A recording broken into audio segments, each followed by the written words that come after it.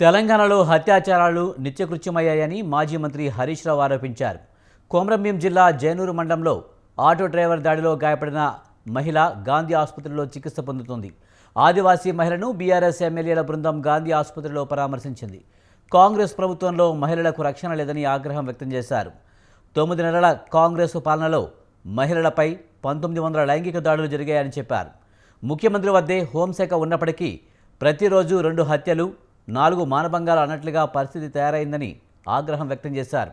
BRS హయాంలో మహిళల రక్షణకు షీ టీమ్స్ ఏర్పాటు చేశామన్నారు.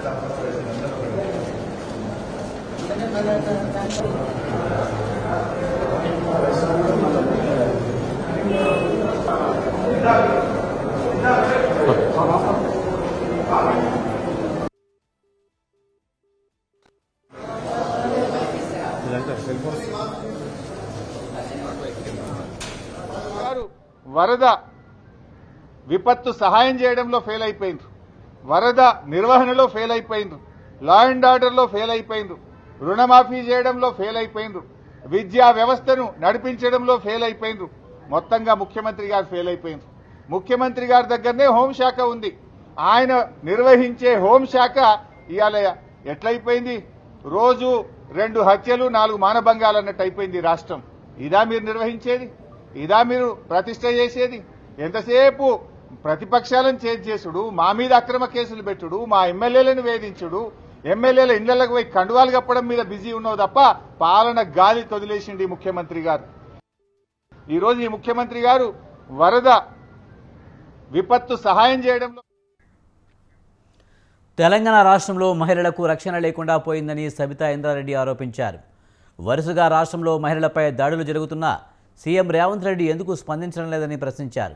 మహిళలంటే ఓ చులకన భావంగా పరిపాలన కొనసాగుతుందని అన్నారు. జైనూరు ఘటన చాలా బాధాకరమని అన్నారు. మహిళలపై దారుణంగా దాడికి పాల్పడిన వ్యక్తిని కఠినంగా శిక్షించాలని ఆమె డిమాండ్ చేశారు. బాధితురాలు ఎవరైతే ఉన్నారో ఆవిడని ఈరోజు బీఆర్ఎస్ పార్టీ తరఫున పరామర్శించడం జరిగింది. ఏ సంఘటన అయితే జరిగిందో నిజంగా సంఘటన బాధాకరం, అందరం కూడా ఖండించాల్సిన సంఘటన. నిజంగా ఆవిడని చూస్తే అసలు మొహం మీద అంతా కూడా ఒక 30-40 కుట్లతోని, బాడీ అంతా కూడా షోల్డర్ మీద అక్కడంతా కూడా కుట్లతోని జీవత్సంలో కనిపిస్తూ ఉంది. నిజంగా ఎంత ప్రతిఘటించి తనను తాను కాపాడుకుంది అనేది అక్కడ చూసిన తర్వాత మాకు అంతా అర్థమైంది.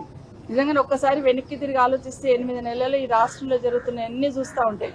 అంటే పాలనను గాలికి వదిలేసి, శాంతి భద్రతలను గాలికి వదిలేసి, ఏది జరిగినా ఈ ప్రభుత్వానికి సంబంధం లేదన్నట్టు ఏ విధంగా అయితే బిహేవ్ చేస్తున్నారో మళ్ళీ ఇలాంటి సంఘటనలు జరగడానికి ఆస్కారం ఏర్పడతా ఉంది.